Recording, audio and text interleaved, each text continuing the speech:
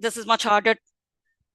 So, and this is much harder to discern in uh, darker skinned babies, so Asian, Afro-Caribbean babies.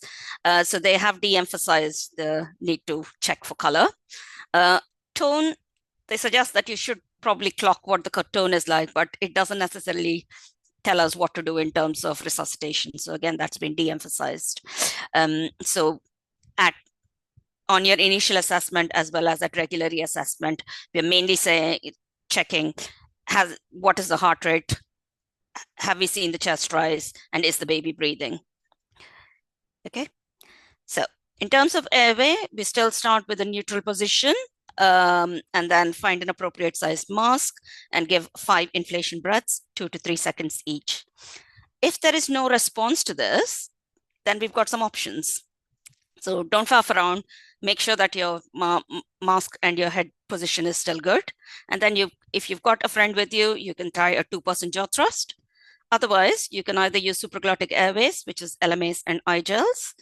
As you know, these were introduced in the 2021 guideline, but there is more of a push for these now in the current guidance. You can also suction under direct vision.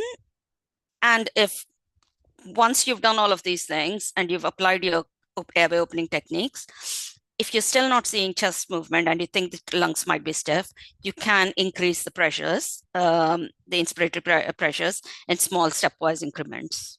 Okay, so let's break these down.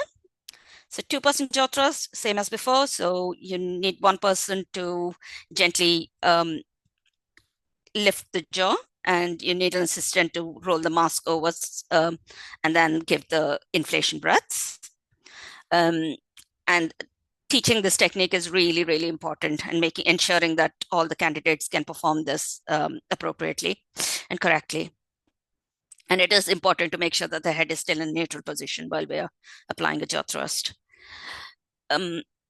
LMAs, so we are using laryngeal mask airways, supraglottic airways, and eye gels interchangeably. So there are 2 main types of laryngeal mask airways. One is these ones which have an inflatable cuff.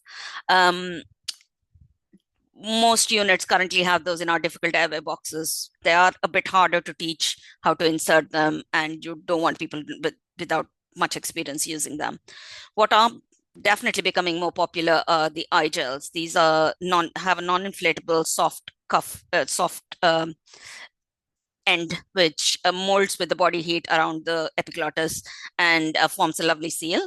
And the Research Council have basically decided to pragmatically include inspection under with the laryngoscope with the insertion of the eye gel. So you're basically doing those at the same time. Sorry, I don't want it to.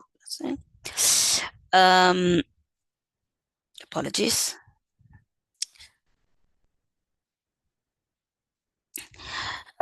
This is a little video, and I'll talk you through it about how you insert an eye gel. So you basically take it out of its little cage, and you get your laryngoscope, you get your eye gel, lubricate it first, and then use your laryngoscope to move the tongue out of the way. And you use this as an opportunity to suction under direct vision if there's any obstruction to the airway.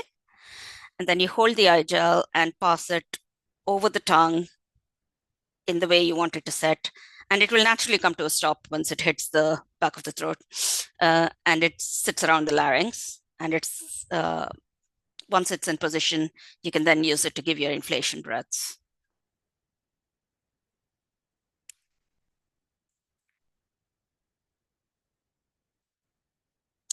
And you should see some chest movement with it. Okay. So these are a relatively new thing, and over the last five years, we have gained a little bit more experience with using them. But we do need to think about what's the evidence for this? So do they work? How do we adapt this to like low income settings, or has there been any evidence that it works in low income settings as well? Because they are expensive.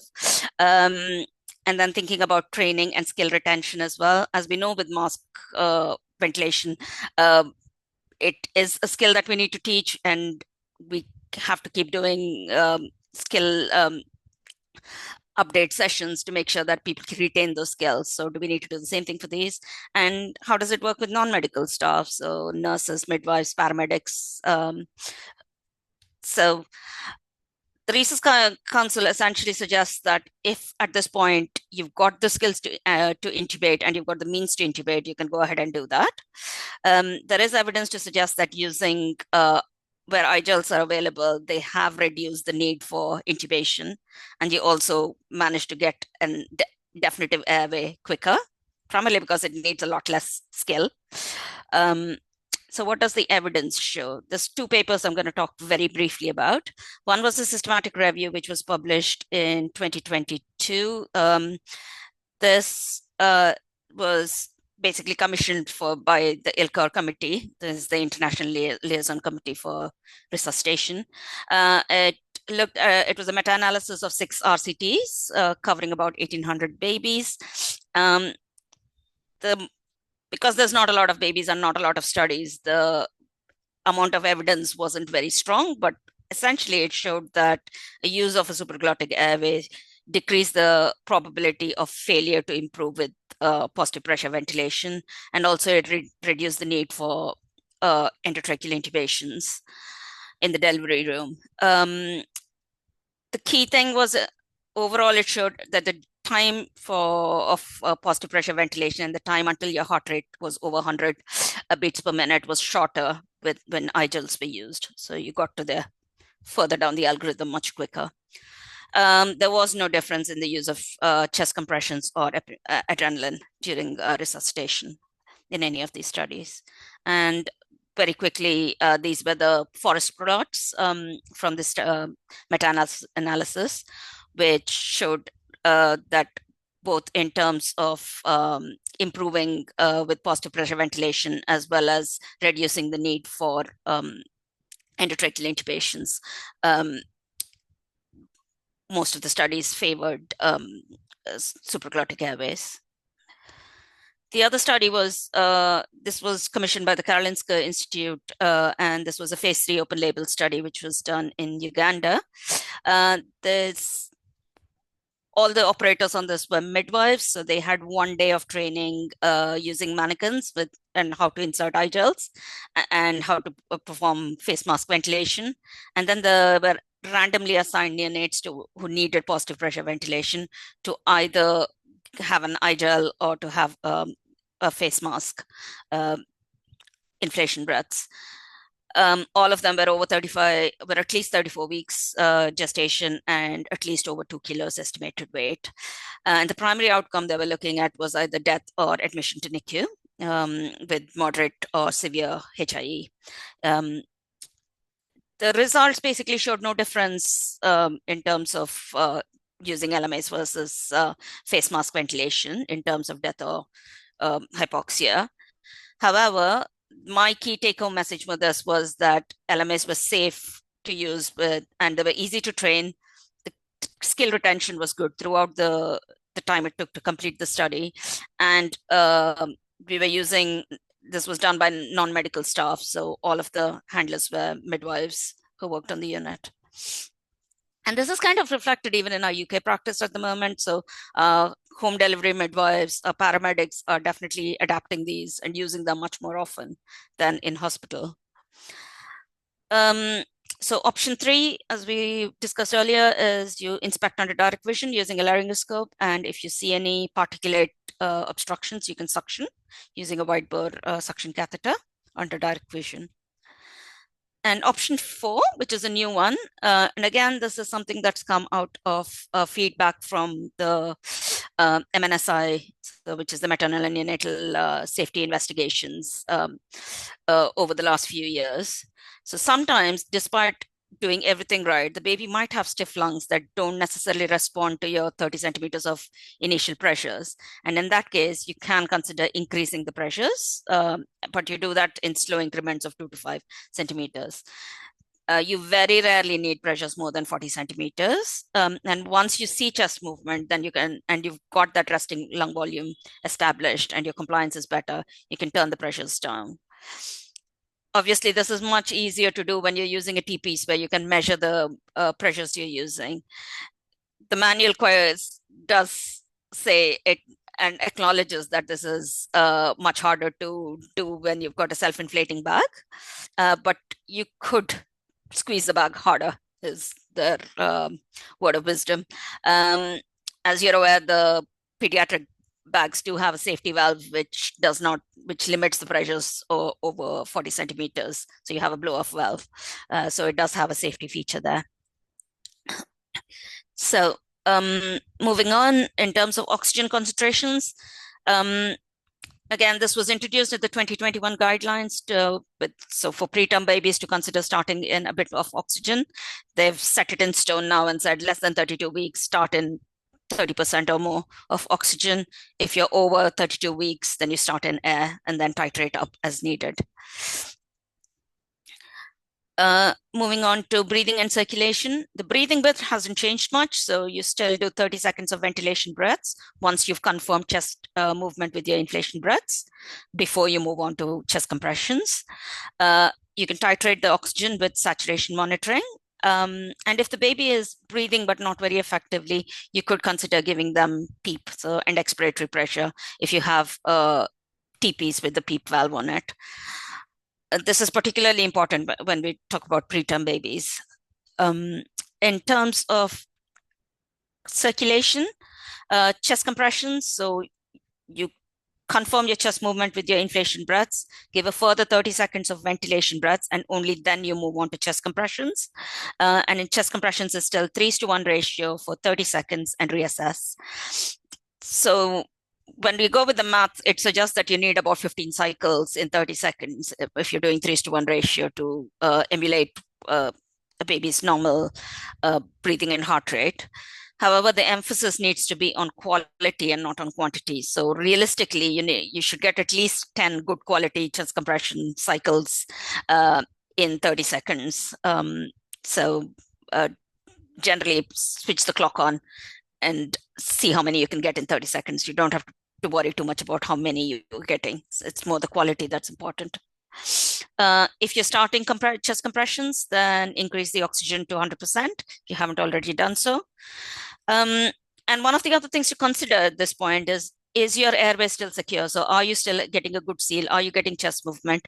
And it's worth considering at this point whether you should stop and secure the airway. So either using a supraglottic airway or intubating before you move on to chest compressions. So they've at the moment said consider securing the airway. You have to think about practicalities in terms of this. So you might be the best person in terms of intubating, but you still need a friend there to set up your ET tube and a laryngoscope and tape while you're providing airway support to this baby. So, and potentially having an overview as well. So if you have the right team around and you can pause, intubate first, then move on to chest compressions, but don't delay that too much. Starting chest compressions by spending too much time trying to secure the airway. You need to confirm that you're still getting good chest movement when you're doing your 3:1 ECC. If you're still not getting, if your heart rate is still slow, then you need to think about getting a vascular access to give drugs. So a UVC, so umbilical venous catheter, is still the recommended route for emergency vascular access. You can consider intraosseous if a UVC is not possible, if it's unsuccessful, or if it's an out-of-hospital resuscitation. We are currently just demonstrating this during the vascular access station, but it's not a taught skill. They don't need to pass or the candidates do not need to pass or demonstrate it. And we're certainly not expecting our midwives and nurses to be performing this. So, and in terms of drug doses, again, there's no major changes, but they've tweaked things a little bit. So as you can recall, the adrenaline dose was fixed at 20 mics per kilo, which is 0.2 mils per kilo of 1 in 10,000. And you give that IV or IO. The previous iteration of the guideline used to say repeat every 3 to 5 minutes. They've set it down as every 4 minutes now to avoid confusion. You could give intratracheal as well, which is 50 times the dose of the IV. But there's not a huge amount of evidence to say that it works. If the baby needs glucose, they've adjusted that to 2 mils per kilo from 2.5, just to make maths easier. And they recommend checking a sugar before you give the glucose. But if you got access and if the resuscitation has been going on for a while, please give the glucose. You're going to cause more harm from hypoglycemia than with giving glucose to a baby who's normoglycemic. And the other thing is, in terms of volume, thinking about O negative blood early. This again has come from feedback from the MNSI investigations, where if you think the baby is hypovolemic, if there's history suggesting that mom's had a big blood loss or there's a fetal-maternal bleed, consider giving blood early, so 10 mils per kilo aliquots, and you can repeat it again as needed. And the one big change in terms of drugs, sodium bicarbonate is no longer a rhesus drug. So the evidence for using it was tenacious at best. And essentially, the current evidence suggests that it might make your intracellular acidosis worse, even though it'll make your numbers look better. So moving on to preterm babies, this is from the algorithm. If you're less than 32 weeks, rather than drying and wrapping them, you can put the undried baby into a plastic bag up to the neck and pop them under a radiant heater. So you need a heat source if you're putting the baby in the plastic bag. And that's really important. If the baby is breathing and you've got the kit available, you can start some CPAP, and you're starting in 30% oxygen and titrating as needed with SATS monitoring. And in terms of saturation targets, you ideally want the SATs to be at least 85% by 5 minutes. And evidence suggests the outcomes are better with that. And if the baby's not breathing, you start with lower pressures. So you start with 25 centimeters rather than 30, and you're still starting in 30% oxygen. So you have a little bit of an altered approach for preterm babies. So you still do delayed cord clamping, and this has been shown to be, particularly with our extreme preterm babies, has massively improved our initial cardiorespiratory stability during the transition period, as well as reduce the risks of intraventricular hemorrhages as well. So definitely recommend it. Keep the babies warm. So either a radiant heater with a plastic bag, or if you don't have that, gently dry and put the baby's skin to skin or under a heater. You used lower pressures for lung inflation, so gently pressing that bag, or using a TPs. Start in 30% oxygen and titrate up as needed using a saturations monitor. So that's the key bits about the algorithm itself. And I've put a couple of quick slides about the airway test. So if I try and bring the test, so this is what the airway test looks like now. So the scenario itself hasn't changed. It's basically a term baby that's been born in a poor condition. It's been assessed. It's had 60 seconds of delayed cord clamping, and a baby's still not breathing regularly. So they've cut the cord, baby's on either the resuscitator or on the table. Key changes as we go along. So as I mentioned before, so we're not looking at color and tone. We're mainly looking at breathing and heart rate there. And if we move down, so you still do the head in the neutral position, provide jaw support, 5 inflation breaths, reassess, and then you can either reposition and repeat it, and reassess, or you can move on to one of these options. So you either do a 2% jaw thrust, or inspect, or insert an iGel, or potentially think about increasing the pressures as well. Any of these maneuvers that the candidate chooses will work, so long as they do it correctly. And then we carry on. The one other key change is with the previous algorithm, the recognition for chest compressions was the pass-fail criteria. They didn't necessarily need to demonstrate. We used to make them do it, but they didn't necessarily need to demonstrate good technique with cardiac compressions. They have changed that now, that you need to get them to demonstrate that they do the chest compressions appropriately, at least 1 or 2 rounds, and then we can stop them, and you get them back and get them to demonstrate and say, you tried one of these techniques, what else could you do, and get them to demonstrate the other techniques. They have put the options of increasing the oxygen to 100% and securing the airway. This is not a compulsory pass fail, but it's something that we are encouraging the candidates to think about. Okay, so if I close that and head back to the presentation. Sorry.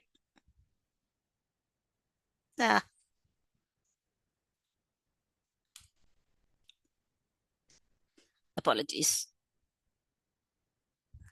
There we go. So that's my whistle stop tour of the newborn resuscitation.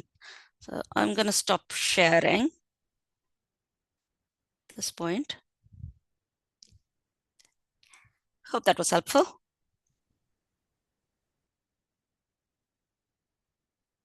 Any questions from the participants in the group? Yeah, it was a very succinct and excellent presentation, Madhavi. Before they put up any questions, I just want to ask you one thing. Like, if there is no change in mortality or asphyxia or HIA in the babies, why do they insist on giving LMA? So they're not insisting it. One of the things is so they've taken Guidel Airways out of newborn resuscitation completely. So they're not in resus at all. So they needed an alternative to be able to do it. So I think in reality, the best approach is basically a 2% jaw thrust. If you have a friend and you can provide proper airway support and it's working, that's great. But if you're working on your own, or if you're the first responder there till help arrives, it is useful to have another option.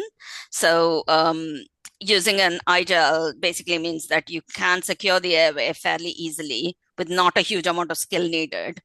And it means that you can free up people to then take over doing chest compressions or whatever else needs doing. So whereas for a 2% jaw thrust, you need somebody who's trained who can do it properly and consistently maintain that airway, which can be challenging when you're doing chest compressions as well. So on a baby. So and as with intubations, we were talking about this before, even evidence suggests that even experienced consultants only get about an 86% something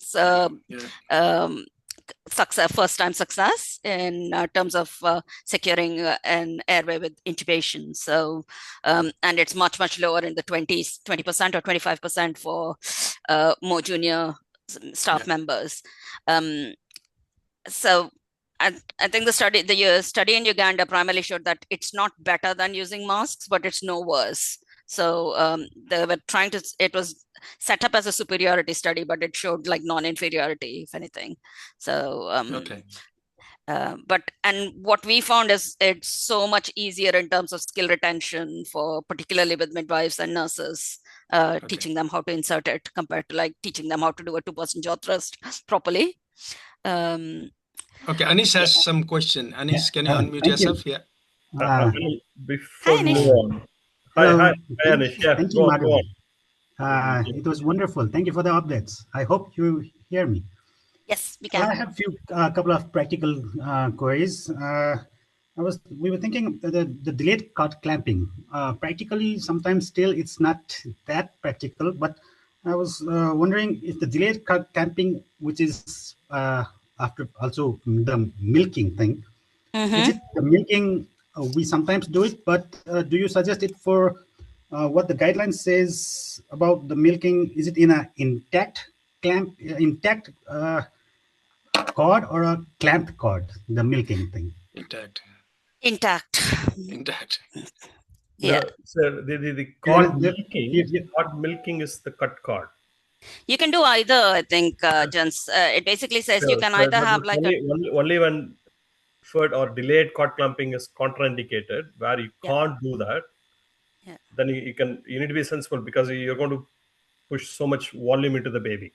Yeah, it's not as good, particularly physiologically, as delayed cord clamping, and it's a minute, Anish. So it's not that long. By the time basically the baby comes out, you dry them, you assess them. Is the baby breathing? What's the heart rate look like? You change the towel. It's pretty much a minute usually. So, So I think I saw some studies saying the milking done during the intact of the cord, and sometimes after the you clamping can of do the cord. either. Yeah, So you there are can do many either. cons So and pros. sometimes, particularly if the mom's having a big abruption and you can't really, you need to get that baby out of the way, then you can like clamp a longer length of the cord, get the baby out, and then milk and clamp it. What's currently recommended is you basically milk an intact cord at least 3 to 5 times, and then clamp. So And the other thing is when we do a LMA, which we have not studied it actually, and I think it's not available in premature babies. Then no. the So size of the LMA. currently, yeah, you're correct. And another thing is, can we administer epinephrine through the LMA? Yes, you can. There is currently a study. The evidence for intratracheal adrenaline is very shaky. I.e., there's not a lot of evidence at all that it works.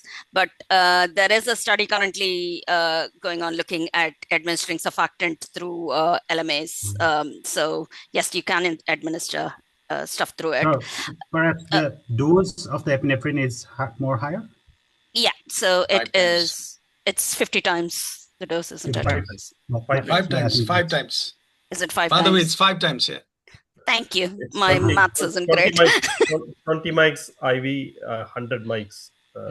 Yeah. Yes. Yeah. And the other Sorry. thing, do we recommend from this updated session? Do we recommend the ECG monitoring or the saturation monitoring, pulse oximeter or the ECG? Pulse oximetry, primarily because you want to know what your oxygenation is to titrate your oxygen levels. Yeah, for the heart rate. The heart rate, we generally listen with a stethoscope to start off with, because you need pulse oximetry does take a little while to pick up, particularly if you've got a collapsed baby, because you need better reasonable perfusion for it to pick up the saturations and your heart rate as well. So start off with the heart rate, with listening in, and then once the pulse ox picks up, then you can step back. We have ECG leads on our monitors, but we primarily use them for if the resuscitation is going on for a while, then you can stick the ECG leads on, so you've got ECG as well as saturations. But so the limitation with ECG is it will give you a heart rate, but it won't give you the function of the heart. So for pulse oximeter to be effective or reading appropriate, you need an output. Yeah. So if you no pulse, you won't get a saturation. On the same note, you have to either have a heart rate monitor, either your auscultation heart rate matches with your saturation probe monitor, then you have a reliable saturation and the reliable heart rate. So you auscultate on the apex, your heart rate is 60. On the SATS probe, if it is reading 100, there is some mismatch. Yeah. Right. So some of them is not right. One of them is not right. Yes. Yeah. Before going into Nipun, Nipun has raised the hand. There is a question by Sajal from Kathmandu Institute of Child Health. Should we be concerned with the large volume of blood entering into the circulation in a shorter period of time with intact cord clamping in premature babies? Do you mean delayed cord clamping then? So leaving the... actually, that is recommended, and we're not worried about it. You can get up to 30 mils of additional blood going into the baby while if you leave the cord intact, and that's been actually shown to be beneficial for the babies, primarily because once when you're in utero, your lungs and your pulmonary vasculature is completely closed down, isn't it? So once the baby takes a breath, your lungs open up, your pulmonary vasculature opens up, so you've got an entire vascular bed to perfuse, and so the baby's cardiac output is going to drop initially when those lungs open up. If you're connected to the placenta, then you're going to get a continuous perfusion, so you get a much smoother transition from a fetal to a neonatal phase. And we found that particularly with preterm babies, with our 22, 23, 24 weekers, you're getting much less cardiovascular instability in that first 72 hours after birth.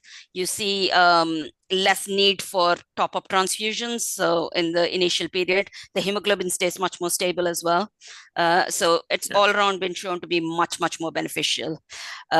Please do not do cord milking in preterm babies. It causes all sorts of badness. So it's been shown to massively, the study that was actually stopped early because of the amount of IVHs in the milking group for preterm babies. Okay. Yeah, preterm is less than 28 weeks. Yeah, so less than 28 weeks, definitely delay the cord clamping for at least a minute. Okay, Dr. Shazal, do you have any follow-up question to that? Hello? Hello, excellent presentation. I actually wanted to ask about intact cord milking, and I typed cord clamping. Actually, I wanted to ask about a recommendation about the intact cord milking in premature babies, because a large volume of blood will be entering into the circulation, and will that be affecting, as you rightly mentioned, about the risks of IVH? So I wanted to ask about that. Yeah, please don't do cord milking in preterm babies less than 28 weeks. Exactly. It does, for exactly the reason you've mentioned. You have big volume shifts into the baby, and that can increase your risk of intraventricular hemorrhages. So, and it has been shown to increase the risk. So that be also included in the analysis update, because I saw in algorithm it's either delayed cord clamping or cord milking. If I could not, so for term babies, absolutely you can do either of those options. For preterm babies less than 28 weeks, it's delayed cord clamping only. So if there is an option, also delaying the cord clamping is your first choice. For any reason you can't facilitate delayed cord clamping, then you look at the cord milking. For term babies. For term babies. And thank you for clarification. Another question is, in Nepal, we tend to do bag and mask ventilation more often, and even the paramedics and healthcare providers are trained with helping babies breathe. So, and as we are trained in that way, we find it bag and mask ventilation more feasible and more practical compared to LMA. And other option is the 2-person jaw thrust. We usually do not have a large number of people helping in resuscitation, so that might not be practical in our context. So I was wondering if application of iGel or LMA would be so much feasible or practical in our setting, in our setup, in like low resource countries. Besides any studies on Uganda, are you planning for some further studies in LMIC so that can be recommended in countries like Nepal? I have a counter question for you before I answer yours. If you do your bag mask ventilation with a single person with the mask, if your chest doesn't move, what's your next option? What would you do next? We do MR SOPA, like if we look for the mask adjustment, repositioning, suctioning, or if there is any obstruction or pressure increase. So we train the paramedics like this way. Yeah, so those are still options in NLS as well. So you're suctioning under direct vision, making sure your head is in the neutral position. You should still do all of those things. Ben, do you want to chip in here? Yes, I just heard the NRP. MR SOPA. So this is basically NRP. So I'm not entirely sure whether you trained your people in NRP. That's what it sounds like to me, or NLS. There is still a slight difference. The latest in the NRP is that MNR is basically recommended to leave out, or you think about, do you still really need that, and go for the ones that help you more, or should in a particular situation help you better. And also the NLS basically goes, as Madhvi already said, for a 2-person or the SGA, and then increase the pressure or alternative airways, basically without the MRI, the SOPA from the NRP. So that's, I just wanted to clarify that. Thank you.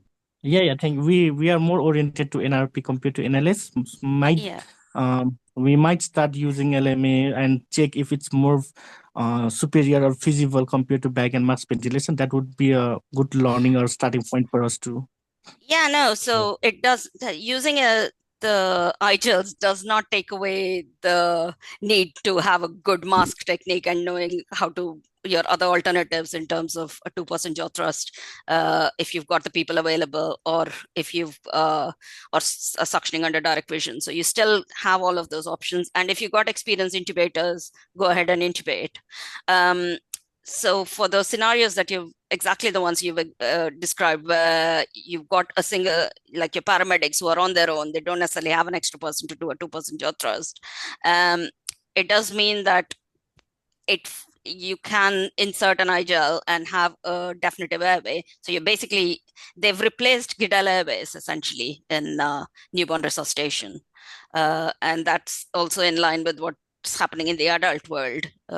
So iGels are safer to insert, and you're getting less amount of injury or harm from inserting iGels compared to using Guedel airways. Okay, thank you, Madhavi. And John, so you're going to say something. Can I? Yeah. Thanks for all the nice discussions. There are limitations to NLS. So we always mindful NLS is for the first responders who are not the competent in intubating. So the core principle of NLS or the newborn life support is establishing that open airway. If a single person or 2% jaw thrust is not effective, then you need a definitive airway, which could be LMA or intubation. So we don't need to be kind of hung up on which is better or which is not. So we need to be mindful. Those babies crying have an open airway, so they need completely different stabilization technique, right? So those babies who are born hypoxic with poor tone floppy, they need to open those airways. So single person jaw thrust, single person technique may not be helpful, may not be successful, right? If you are succeeding with single person effective chest movement, you are doing well. Then if you are moving on to cardiac compressions, then you need that help. Single person managing airway and cardiac compressions can be done, though it is difficult. That's where all of these definitive airways are coming in to support that cardiac compressions. So, if a single person managing or two people managing the airway with mask and doing the cardiac compressions, while doing the cardiac compressions, you may lose that airway position. Hence, the focus has shifted to having a definitive airway. If there are resource limitations, we can't provide LMA or iGels. If you have access to endotracheal tube, if there is a competent person, NLS is not stopping you from intubating. So that will give you that definitive airway. So where it happens, there are two situations they consider LMA and intubation on the algorithm. So you are drying, wrapping, making your assessment, giving 5 inflation breaths with mask ventilation. Either it's a single person, or if you have 2 people, do a 2% jaw thrust. 2% jaw thrust is shown to be better than having a single person. Have adequate number of helpers, start with 2% technique.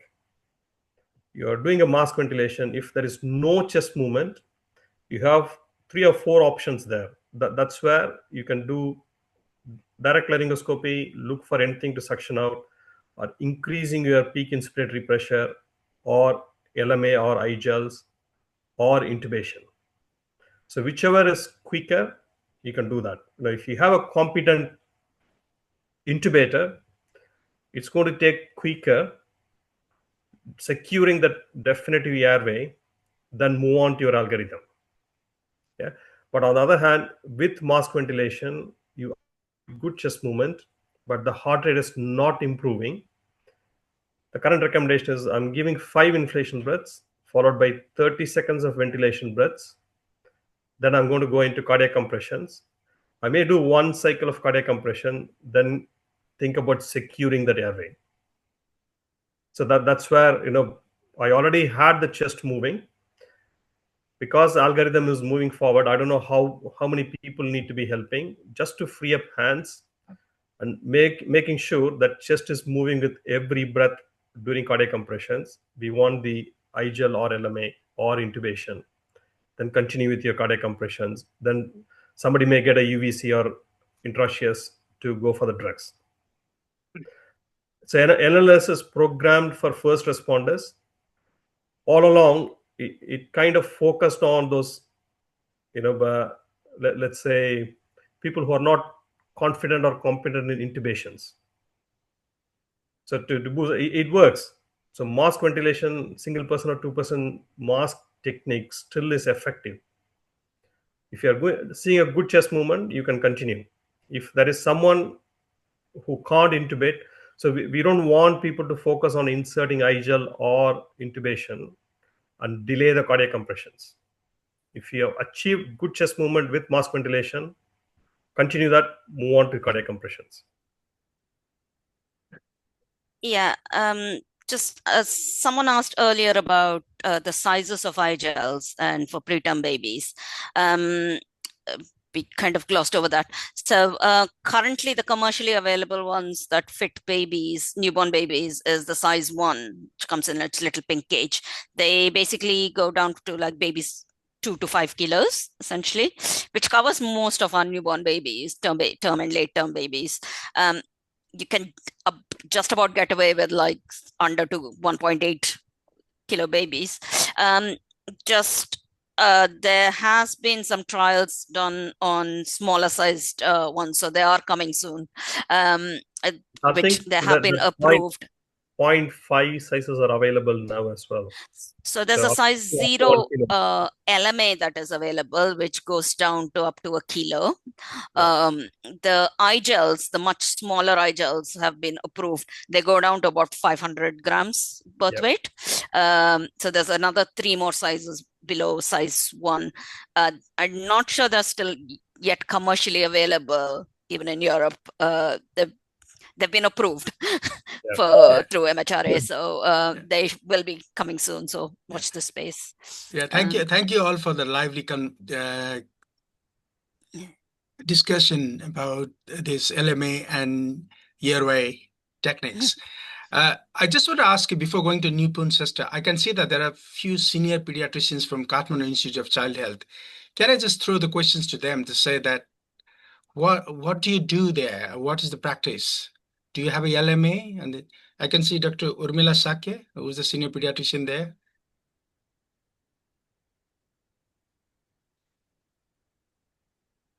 Hello? No. I am pediatric cardiologist. Basically, I'm not that much experience in neonatology. No, I know that, but I said that how's the setup there? That's what I'm trying to ask you.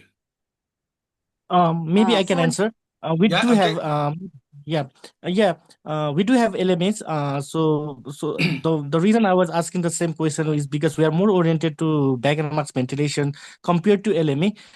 We do have LMA at the Kathmandu Institute of Child Health, and maybe we can start to use LMAs in neonatal resuscitation. We do have LMAs in our institute. Do you know how much does it cost in Nepal? So sadly, I don't know about the cost. Yeah, that's the problem. Yeah, okay. Yeah. Again, I think bag and mask will still be effective. You don't need to go to LMA as a first choice or first preference. Your mask ventilation, we always insist you start with mask ventilation. If mask ventilation is not effective, then consider LMA or intubation. Or if you're moving into cardiac compression, then think about LMA or intubation. It's not replacing your benefit of mask ventilation. Yeah, absolutely. And just from personal experience, I can say that when cost was a thing we considered as well. So currently we have iGels in our resuscitation trolleys and our emergency grab bags. But we still start with mask ventilation. And if it's not working, or if we till help arrives, that's the point where we would use iGels. And the other place they've been quite helpful is in like babies with slightly difficult airways. So babies with like big cleft palates or like a small chin or something like that, where they've got congenital anomalies where it's much harder to secure, do a proper jaw thrust. But just to reiterate what Jen said, it does not take, having iGels doesn't necessarily mean that you stop doing your mask, bag and mask to start off with. So, and 99% of the times, if you have a good mask technique, that will work. So it's for the odd baby where it doesn't work or where you need to free up people. Just be aware that this is another alternative option that's available. Okay, Nipun, yeah, that clarifies. Yeah, that is excellent. That is excellent option and overview. I got a clear picture of like LMA could be beneficial in a times when there is a difficult intubation or we cannot perform a proper bag and mask ventilation. So that is a good good point. Thank you so much. Okay, Nipun, you're next. A lot of my queries has already been answered, I think. What what I want to share is like I have been working as a pediatrician since last 10 years, but I have never used laryngeal mask airway. I have seen it, but I have never used it.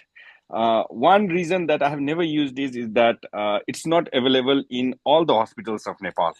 Like marks of different sizes, intubation, endotracheal tube of different sizes are available everywhere, but laryngeal marks is not available. So I don't think it will be very practical here, at least for some time. The protocols that we used to follow, it was very simple, and we could do that in all the centers. But I'm not very sure about this laryngeal marks thing, at least for now. Nipun, I think the focus is definitive airway. If you can intubate, go for it. It's not the matter of whether it's LMA has to be tried before intubation. No.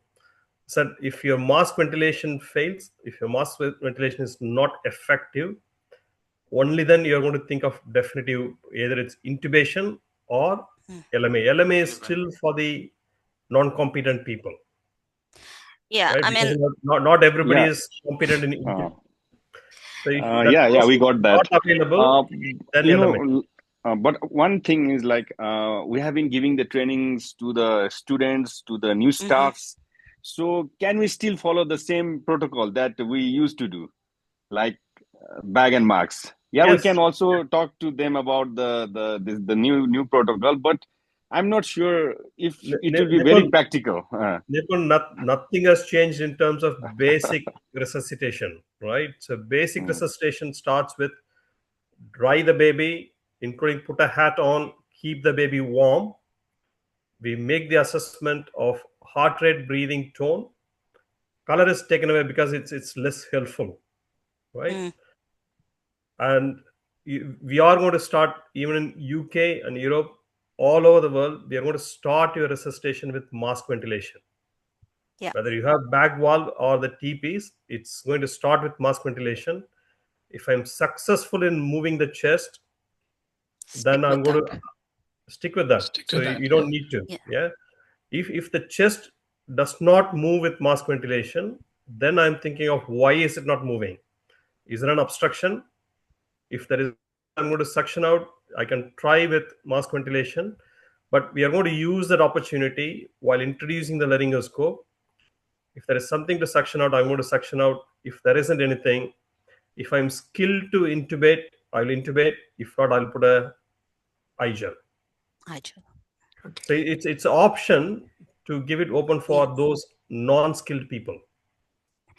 Yeah, so I think like in the previous protocol at the time when we used to visualize the airway and suction it, or even if that did not work, we used to use Goodwill's airway. So at that time maybe we can use the LMA, right? Exactly. So the Goodwill airways have been taken out and they've put the iGels in their place. Just because the new they protocol are easier says to that the Goodwill's airway has been replaced by LMA. Right? Yeah, exactly. Okay, got it. Okay, thank you. But if it makes you feel any better, we used to have the iGels in our difficult airway box and not in our resuscitation box till 2021. We've now put it in our resus box, and the only cases I've used it in is where either it's been a difficult intubation where we've had 2 attempts at intubation, nobody can get it in, and then you put an iGel in and wait for somebody else to come in and intubate, or where it's been like a difficult airway, structurally difficult airways. Yeah, it's just being aware that it is an option, it's available. Yeah. So but start with mask technique. Always start with mask ventilation. Only if you're having trouble, consider all of those, right? Yeah. And again, I take a point. Yeah. Cost, availability, and standardization is going to be trouble. That's the same in UK as well. Yeah. We've had not the same every issues. unit will have the same brand or same sizes available to all of us. If intubation is easier, there are skill mix people with intubation skills available quicker, they can intubate, because they don't need to stop with, it's one or the other, either it's iGel or intubation. It's not following, I have to try iGel first before intubation. No, it's not that way. It's either iGel or intubation. Whichever is easier for you, whichever is cost effective, go for it. Then I can see that there are quite a few participants from different hospitals in Kathmandu. I think Simi is one of the pediatricians who work in the maternity hospital. She might be seeing more of these cases who need resuscitation. So this is to Simi. What do you have a availability of LMA? Hello, Dr. Anil. Yeah. Like it's been few years, I'm not working in maternity hospital, but there was availability of LMAs, and LMAs are available in other hospitals also. So I had a few years back, I had given NRP training also, in which we used to show, because in NRP, LMA is included. It has been there. Yeah, it was has before been there, also. there from outside. Yeah. So LMAs are available in Kathmandu. So exactly the price I don't know. And in our training, we used to tell them. We used to show them. Okay. A quick Google search suggests they're about 2,000 Nepali rupees ish. All right. Okay. Give or take. Right. Okay. Each. Any more questions?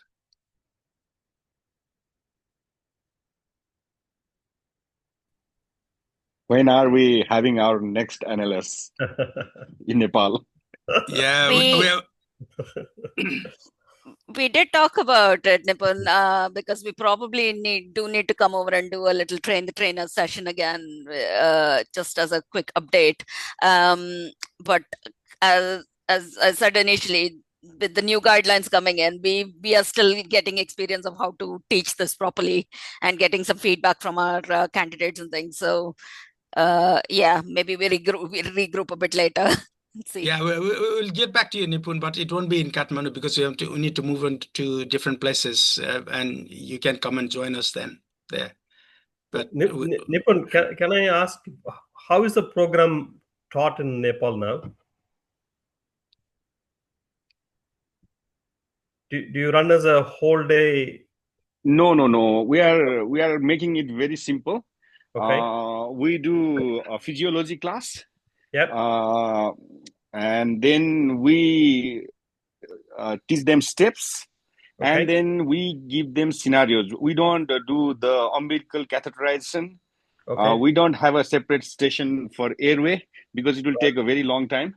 And our the one who are taking this training are usually medical students, nursing students mainly. So we don't talk a lot about drugs as well. So we make a very short session, about 6 hours session, and we try to do it with maximum 20. How do you do the airways? We just tease them while doing a scenarios. Okay. Because of space limitation, time limitation, we cannot, make a separate. No. You're right, because we use condensed day as well, but because the main focus is airway. If you get the airway correct, airway skills appropriate, your 80% of job is done. So now if you think not many babies will need cardiac compressions or drugs, but what they need is stabilization with the airway skills. Yes, we don't go up to cardiac compression. We just give them one scenarios or maximum 2 scenarios for cardiac compression, mainly positioning and the jaw thrust, double hand jaw thrust. That's what we are teaching them. Right. Okay, Simi has raised the hand. Simi, do you have any questions? Not exactly question. I just wanted to just mention that even IDIL also is there. I had like 1.5 years back. So while giving one training, even IDIL is also available in Kathmandu. So just to mention that it's just there. It was if you're going for LMS, any type of LMS, I would recommend an iGel as the option. So the ones with the inflatable cuffs are much harder to teach people to insert properly, because I do like a difficult airway teaching session and a practical procedures course for our pediatric and neonatal trainees, and iGels are way more easier to teach people to insert properly than the inflatable cuffs. But that iGel was actually, it was just for, like a show, and even I was not used to, we have been accustomed with the, LMAs, but not at all. So iGel was also first time for me. It's iGel. So that was how I got introduction. They serve the same purpose, whether it's LMA or iGel, one or the other. Whichever you are comfortable using, continue using them. Yeah, I agree. Oh, okay. Good. Any other questions anybody has? Or any other comments from the presenters? I was going to say, just to follow on from what Nipun was saying in terms of teaching a more condensed course. We recently met with a lady who basically runs the newborn resuscitation teaching for training for the whole of the state of Victoria in Australia, and they basically run it as the lectures are all basically recorded and sent to the candidates to watch in their own time before they come to the thing, and they literally run like a very condensed, no lectures or anything. They come in and they're basically given an airway session, just taught the basic airway skills, and then they go straight into scenarios. So they run it all in like half day. That's one way. I thought that's probably going to be how NLS is going to run in the future, I think, in the next few iterations, because more in terms of faculty time and getting the number of candidates through it. So looking at how all the adult courses and the APLS courses are going now. So I think more and more things are going to move online. So simulation. Yeah, absolutely. So there's more focus on like hands-on practice, like learning the skills, applying them, lots of simulation, and then continuous assessments as well. So rather than having an airway test at the end. Yeah. So watch this space. Shall we call it a day then? Yeah. Okay. Thank you, Madhavi, for excellent presentation, and thank you, John and Bond, for contributing in lively discussion, and all the presenters who made all this presentation very lively. Thank you. Thank you. Thanks. Yeah. If you have any questions, you can put in that WhatsApp message. We can, our presenters will be happy to answer your questions. Absolutely. Okay. I will get all the teaching materials together and send it to Anil. If I send it to you, are you happy to distribute it to whoever needs them? Yeah, I can. It might be a few emails. Apologies in advance. No. If you could send it to me, because I've got the group, WhatsApp group for Kathmandu Institute of Child Health as well. Okay. So I can send it to them. Perfect. All right. Thank you. Of course, we've got a separate analyst group, so that's good. Right. Thank you. Thank you, Madhavi. Anyway, thank you. Nice to see you. For giving your time in a holiday in India. Okay, no worries. The timing worked out well for me in terms of.